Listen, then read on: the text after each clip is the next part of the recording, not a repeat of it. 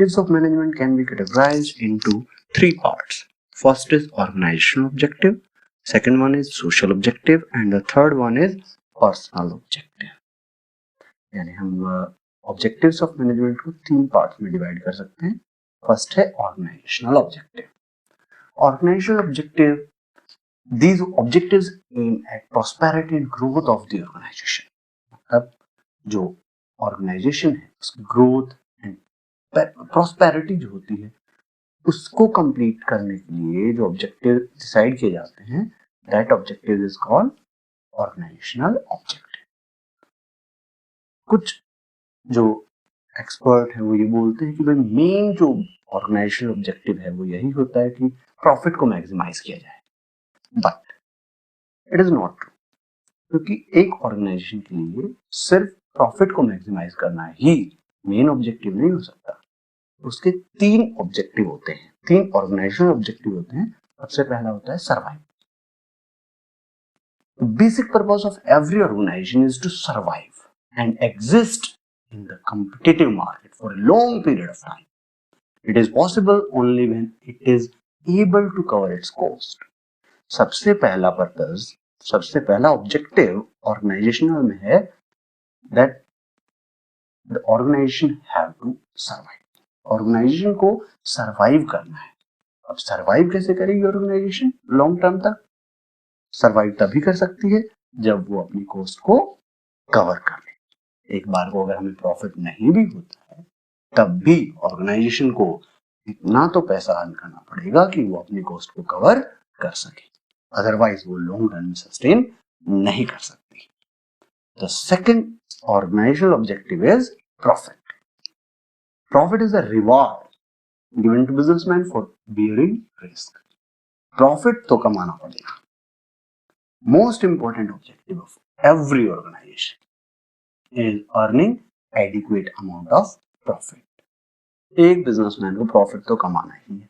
अगर वो प्रॉफिट नहीं कमा सकता तो फिर वो धीरे धीरे मार्केट से चला जाएगा, क्योंकि सरवाइव तो वो कर सकता है बट उसे आगे बढ़ने के लिए, एफिशिएंसी दिखाने के लिए, बिजनेस को नाम कमाने के लिए, रिस्क बेयर करने के लिए उसे कुछ प्रॉफिट जरूर मिलना चाहिए. So second organizational objective is to earn profit. And third organizational objective is to provide growth to their organization. That means the success of any organization is measured by the growth rate, and growth is measured in terms of sales.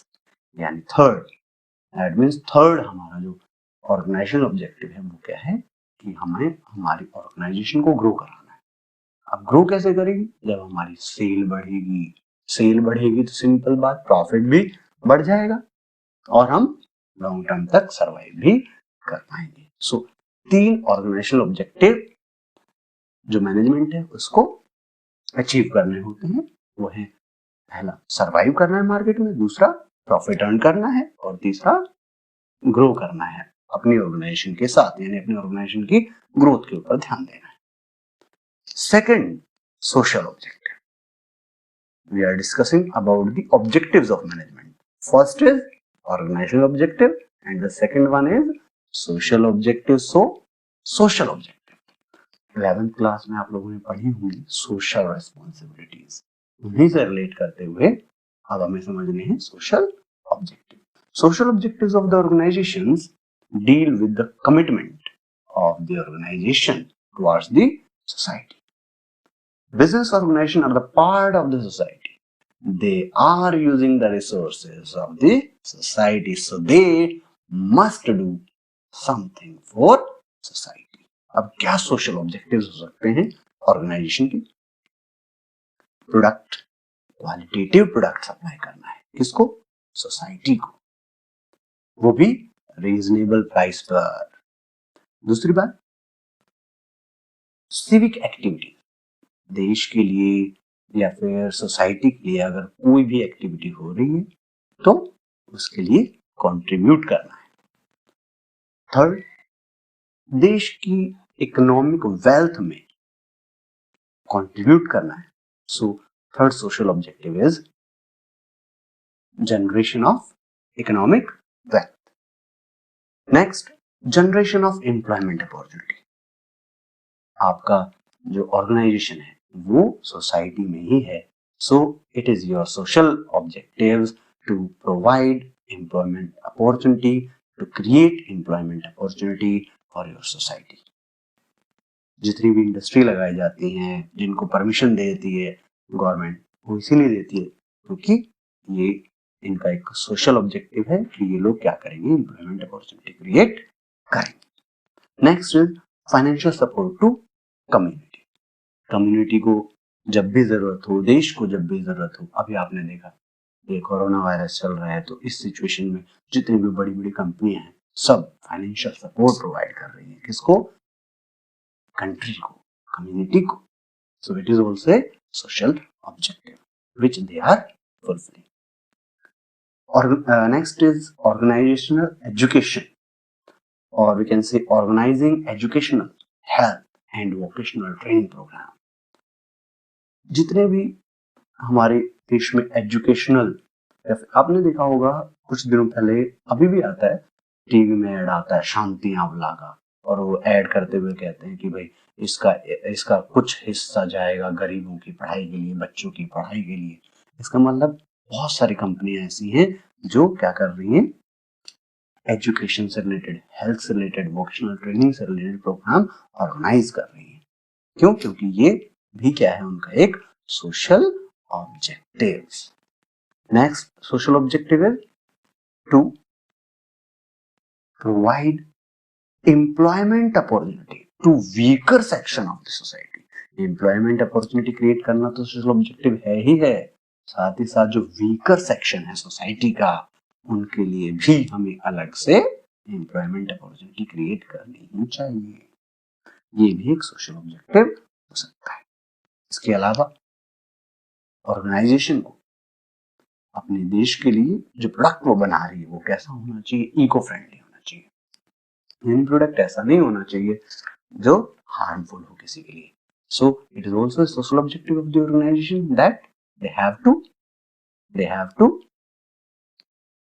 to provide eco-friendly methods for the production, or they have to produce eco-friendly product for the society. Okay. Next one is personal objectives. Personal objectives are related to the employees of the organization, or we can say if employees are more, इसमें हम ऐसे समझते हैं कि employees अगर ज्यादा satisfy होगा, यानी उसको अगर सेटिस्फेक्शन मिल रहा है, तो वो ज्यादा मोटिवेशन से काम करेगा, और ज्यादा मोटिवेशन से काम करेगा तो कंट्रीब्यूट भी करेगा ऑर्गेनाइजेशन के लिए। सो organisation has to look after their employee also, और उनकी इंडिविजुअल नीड्स को कंप्लीट करना है, तो उसके लिए ऑर्गेनाइजेशन को इंडिविजुअल ऑब्जेक्टिव्स के ऊपर भी ध्यान देना पड़ेगा। क्या हो सकते हैं individual objectives? Number 1, competitive salary, और we can say adequate salary.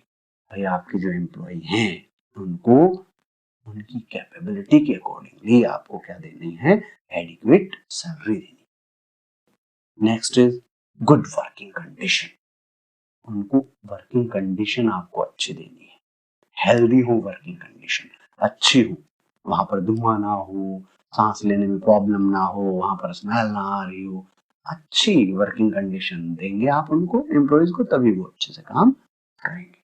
Peer recognition, उनका जो पीयर ग्रुप होता है, एक मैनेजर को क्या चाहिए कि उस पीयर ग्रुप में जो एम्प्लॉयज अच्छे काम कर रहे हैं उनको वो रेस्पेक्ट दे, जिससे पूरे पीयर ग्रुप में उसकी रिकॉग्निशन हो। इसके अलावा अगर एम्प्लॉय को काम करने में कुछ प्रॉब्लम आ रही है तो उनके लिए training and development programme organize करें।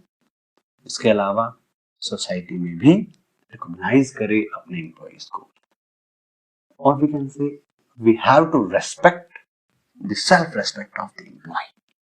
Okay, so these are the objectives